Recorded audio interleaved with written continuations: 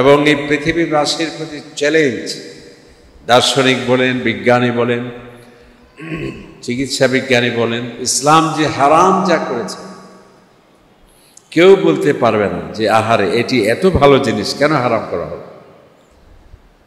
বরং আজকে যত জ্ঞান বিজ্ঞান বাড়ছে, মানুষের ডেপথ অফ নলেজ বাড়ছে, বুদ্ধির পরিপক্কতা হচ্ছে, ইসলাম যা হালাল করেছে, ইসলাম যা ওয়াজিব করেছে, কমপ্লিমেন্টারি কি বলা হয়, অনিবার্য এবং ফরজ করা হয়েছে, সেটিরই পক্ষে তারা মতামত দিচ্ছে।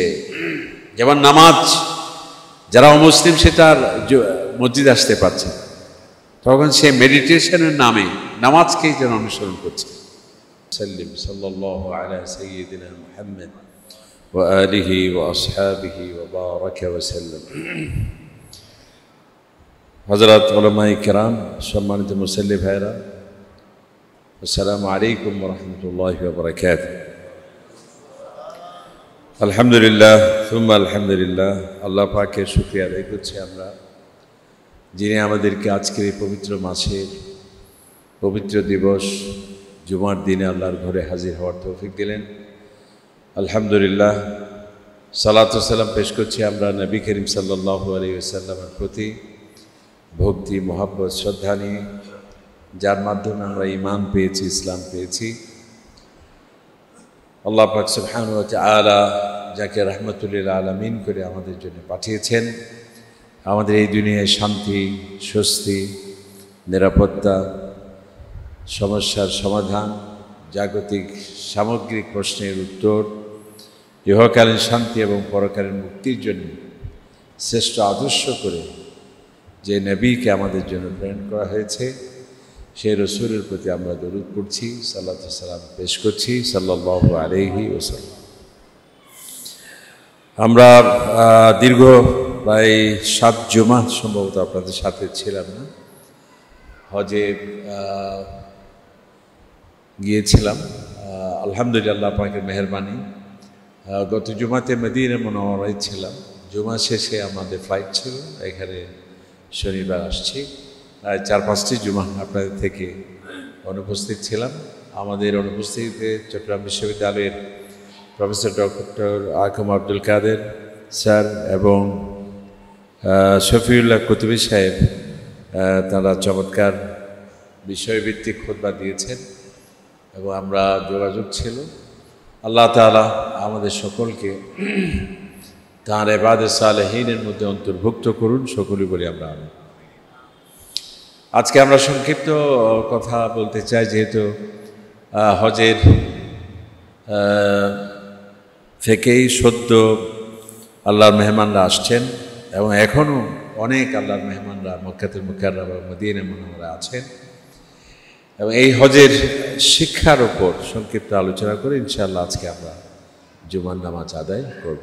আমাদের মাঝে উপস্থিত হয়েছেন যিনি চট্টগ্রামে বিশেষ করে অনেক হাসপাতাল, ক্লিনিক প্রতিষ্ঠার ক্ষেত্রে, যার মেডিকেলের আমার মনে হয় হাসপাতাল বা মেডিকেলের পথিকৃৎ বলা যায়, যে একসময় হার্টের চিকিৎসা কেবল ঢাকায় সীমিত ছিল, চট্টগ্রামে প্রথম, যার মাধ্যমে হার্ট সেন্টার এখানে আসছে এবং চট্টগ্রাম মেট্রোপলিটন সহ পার্ক ভিউ হসপিটাল, এই দুটি ক্লিনিকের তিনি প্রতিষ্ঠাতা, চেয়ারম্যান এবং ইন্টারন্যাশনাল মেডিকেল কলেজের পরিচালনা পর্ষদের চেয়ারম্যান, এমনকি মাও শিশু মেডিকেল কলেজের ভাইস চেয়ারম্যান।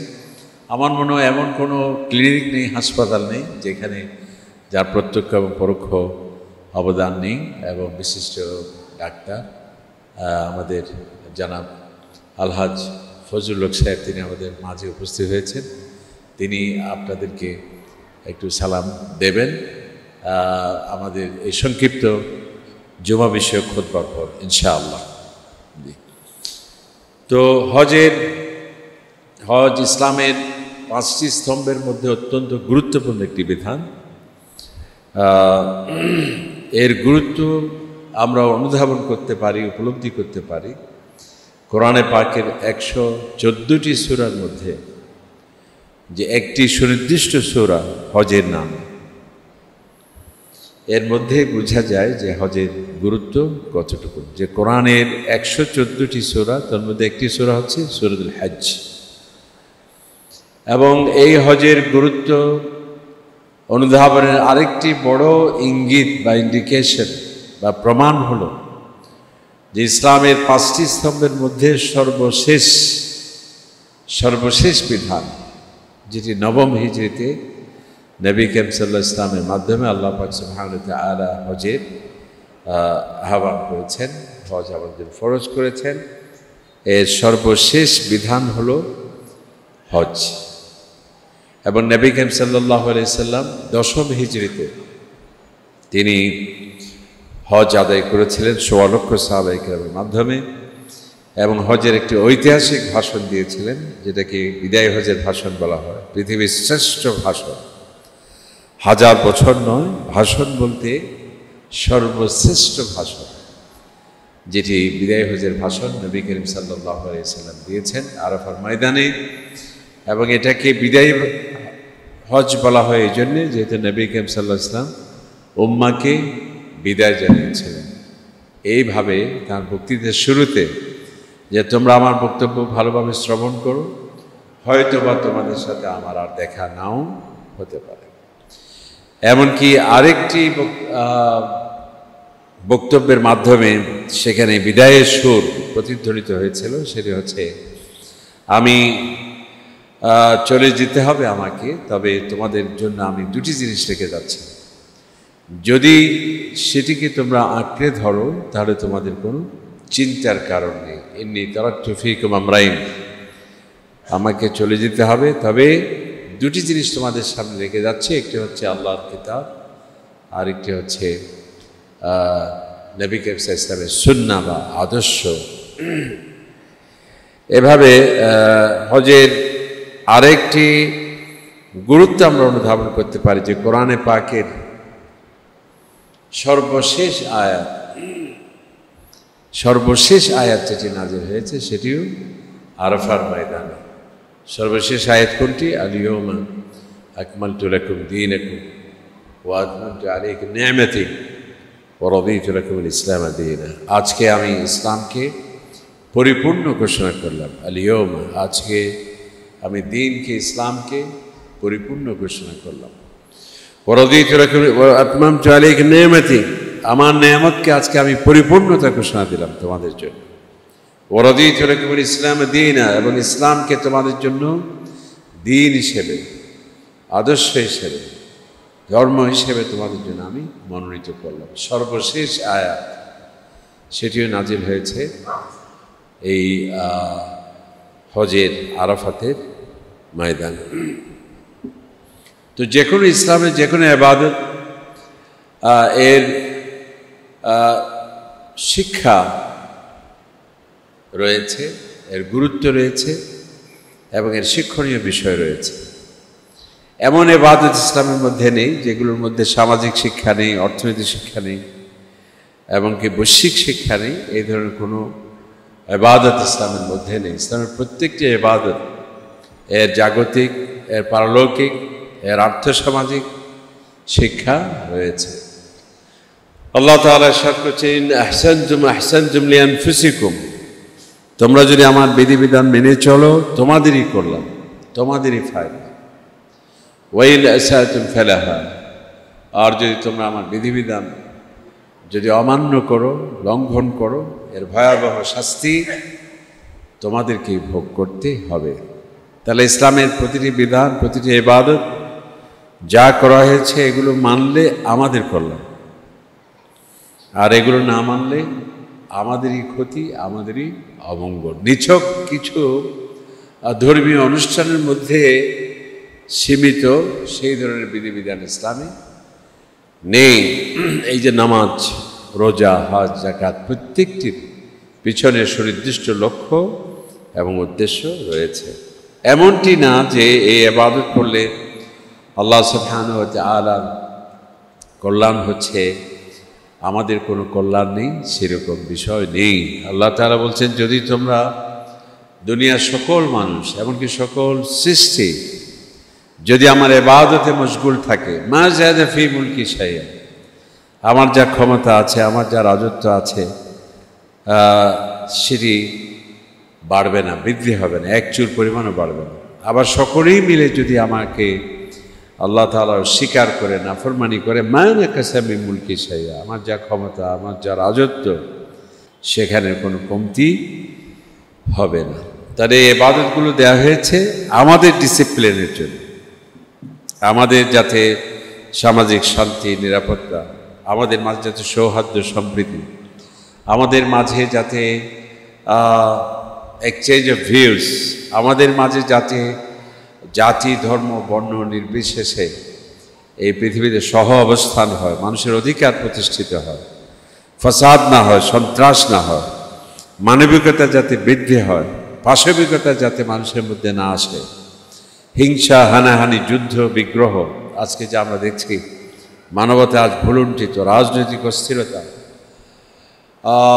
শুধুমাত্র ধর্মীয় কারণে পোড়ামাটি নীতি অবলম্বন করে সেখানে যে ধ্বংসযজ্ঞ, হত্যাযজ্ঞ, এগুলো যাতে না হয়, ভাষা নিয়ে যাতে দম্ভ এবং অহংকার না হয়, ভৌগোলিক সীমানা নিয়ে যাতে মানুষের আধিপত্যবাদের যাতে কি হয়, নগ্ন থাবা যাতে বিস্তার করতে না পারে, মানুষের মাঝে যাতে মানবিকতা সৃষ্টি হয় এবং সে যাতে সংশয়বাদী না হয়, সে যাতে প্রকৃতিবাদী না হয়, সে যাতে নাস্তিক না হয়, সে যাতে সীমা লঙ্ঘনকারী না হয়, সেই জন্যে আল্লাহ পাক সুবহানাহু ওয়া তাআলা নবীদের পাঠিয়েছেন, যুগে যুগে প্রত্যেকটা ভাষাভাষী লোকদের কাছে আল্লাহ তাআলা বার্তা পাঠিয়েছেন।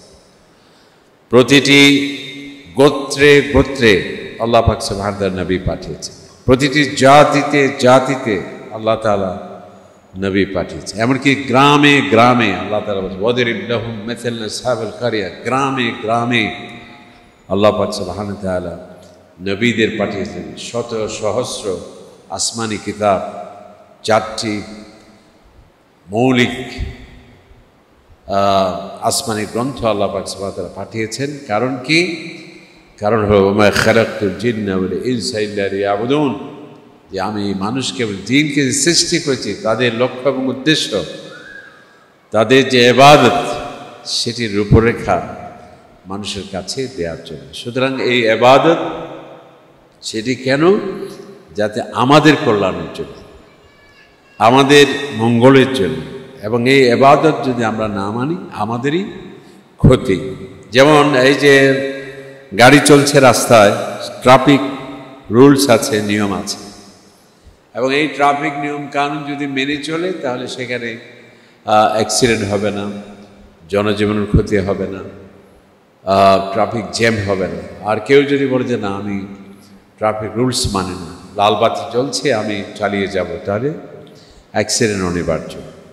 ট্রেন আসছে, সেখানে স্টপ, লাল বাতি চলছে, কেউ যদি বলে যে না আমি চলে যাব, তাহলে মৃত্যু অনিবার্য হয়ে পড়ে। ঠিক তেমনিভাবে আল্লাহ পাক সুবহানাহু ওয়া তাআলা এই যে আমাদের নামাজ দিয়েছেন, সিয়াম দিয়েছেন, হজ দিয়েছেন, প্রতিটি ইবাদত, প্রত্যেকটি যা কিছু ফরজ করা হয়েছে মানুষের কল্যাণ, যা কিছু হারাম করা হয়েছে মানুষের কল্যাণ, এবং এই পৃথিবীবাসীর প্রতি চ্যালেঞ্জ।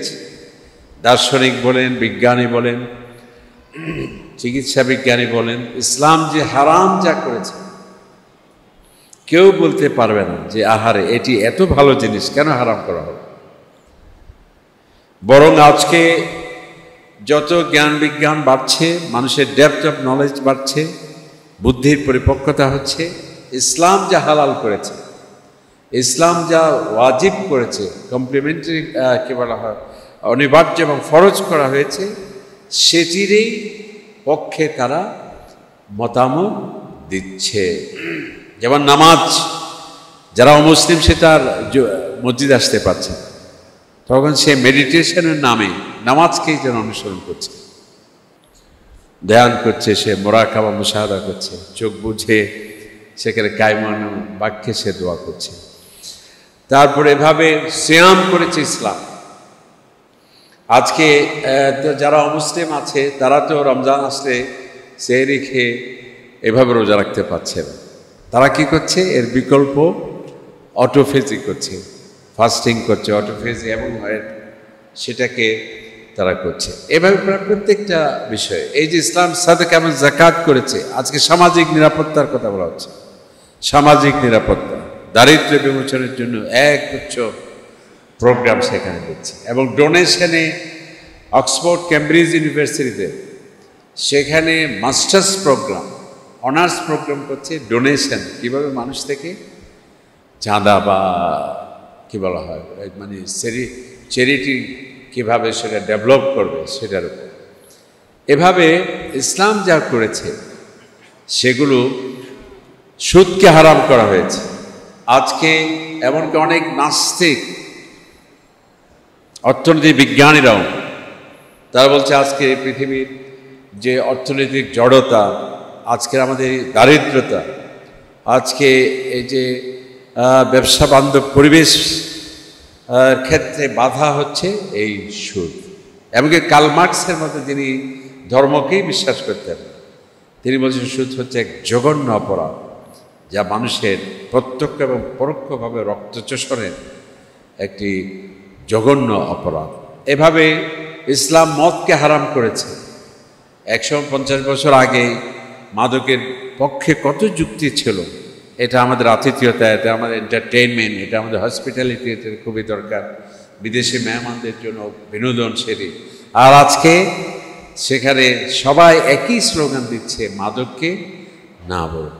ইসলাম ব্যভিচারকে হারাম করেছে, যদিও আমাদের বিশ্বে একসময় ফ্রি মিক্সিং বা অবাধ মেলামেশাকে উৎসাহিত করা হতো এবং নৈতিকতার স্খলনজনিত বিষয়টিকে অপরাধ হিসেবে দেখা হতো না। কিন্তু আজকে যখন এইডস নামক মারাত্মক ব্যাধি, আরও মারাত্মক, যে সমস্ত এইডসের কারণে লক্ষ লক্ষ মানুষ দৈনিক মিছিলে মিছিলে যখন গোরস্থানের দিকে যাচ্ছে, সারা পৃথিবী এখন স্লোগান দিচ্ছে যে বাঁচতে হলে জানতে হবে, বাঁচতে হলে জানতে হবে। আমাদের নিরাপদ সম্পর্ক গড়ে তুলতে হবে। নিরাপদ সম্পর্ক মানে, নিরাপদ সম্পর্ক মানে হচ্ছে বিবাহ নামক পবিত্র বন্ধন ছাড়া আর কোনো নিরাপদ সম্পর্কের কোনো সুযোগ নেই।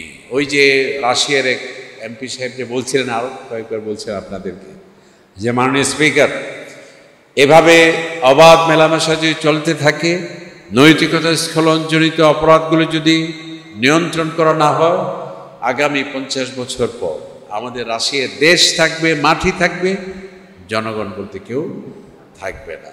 স্পিকার সাহেব বললেন, সংসদ সদস্য কি বললেন আমরা বুঝতে পারছি না, বলেন যে বিষয়টি একদম সহজ, যেভাবে অবাধ মেলামেশা চলছে, বিয়ে আমাদের সমাজ থেকে উঠে যাচ্ছে। বিবাহ যদি উঠে যায়, আপনি আমি এসছি বিবাহের মাধ্যমে, আমাদের মা ছিল, বাবা ছিল, বিবাহের মাধ্যমে আজকে আমরা হয়েছি। এটি আমাদের আজকে সমাজ থেকে উঠে যাচ্ছে। তরুণ তরুণীরা বিয়ে করছে না, তারা অবাধ মেলামেশার মাধ্যমে তাদের জৈবিক চাহিদা মেটাচ্ছে, যার ফলে কোনো সন্তান আমাদের এই জগতে আসছে না। আপনি কি জানেন আমাদের কেজি স্কুল বন্ধ, প্রাইমারি স্কুল বন্ধ? কারণ কি? শিশু নেই, পড়বে কে সেখানে? আর আমরা যারা বেঁচে আছি, আপনি জানেন এই অবাধ মেলামেশার কারণে ওই জঘন্য ব্যাধি এইডস আমাদেরকে ছোবল দিয়ে নিয়ে যাচ্ছে। তাহলে আমরা যারা আছি কমে যাচ্ছি, আবার নতুন করে কেউ আসছে না। 50 বছর পর আমাদের অবস্থা খারাপ। তাহলে আমাদের কি সিদ্ধান্ত নিতে হবে? ওই নিরাপদ সম্পর্ক, বিবাহ নামক পবিত্র বন্ধনের মাধ্যমে আমাদের ফিরে আসতে হবে। তাহলে ইসলাম যা হালাল করেছে, এমনকি যে হিংসা বিদ্বেষকে ইসলাম হারাম করেছে। এখন যারা মনোবিজ্ঞানী, ওই যে কি বলা হয় তাকে, মানসিক রোগ ব্যাধি বিশেষজ্ঞ, তারা বলেন, তারা যে সমস্ত সুপারিশ দেন সবগুলো হয় হাদিস না হয় কোরআন। বলে যে আপনি হিংসা করবেন না, কারণ হিংসার মাধ্যমে মানসিক রোগ। আপনি কখনো রাগ করবেন না, প্রদান দিতে হবেন না, রেগে গেলেন তো হেরে গেলেন। কে বলেছেন? নবী করিম সাল্লাল্লাহু আলাইহি সাল্লাম বলেছেন। আমাদের যত সুন্নাহ আছে নবী কাইসার, এই যে খতনা সুন্নাত যেটা, এটা এখন মুসলমানদের থেকে আমার মনে হয় অমুসলিমরা এগিয়ে বেশি আনে। তারাও খতনা করছে। কারণ কি? সেখানে ক্যান্সারের সৃষ্টি হওয়ার বিশাল আশঙ্কা সেখানে থাকে। এই যে নখ কাটতে বলা হয়েছে, আমাদের অন্যান্য যা সমস্ত পরিষ্কার পরিচ্ছন্নতার কথা বলা হয়েছে, সমস্ত কিছু সুন্নাহ আজকে সেটি বলা হচ্ছে। এই জন্যে আমরা আজকে খুতবাতে এটাই বলতে চেয়েছি যে প্রতিটি ইবাদত, সেটি হজ বলেন, সিয়াম বলেন, নামাজ বলেন, প্রত্যেকটা কিছুতে যা আমাদের জন্য ইবাদত হিসেবে আল্লাহ তাআলা করেছেন, এটি কেন একদিকে আল্লাহ তাআলা সন্তুষ্টি, আল্লাহ তাআলার গোলাম হিসেবে তার প্রতি কৃতজ্ঞতা এবং তার প্রতি বিধি নিষেধ মেনে চলে ইবাদত করা, আরেকদিকে সেই সাথে আমাদের কল্যাণ ইবাদতের। আর যদি ইবাদত আমরা না করি আমাদেরই অকল্যাণ। আল্লাহ পাক সুবহানাহু ওয়া তাআলা আমাদের তৌফিক দিন। IUB media.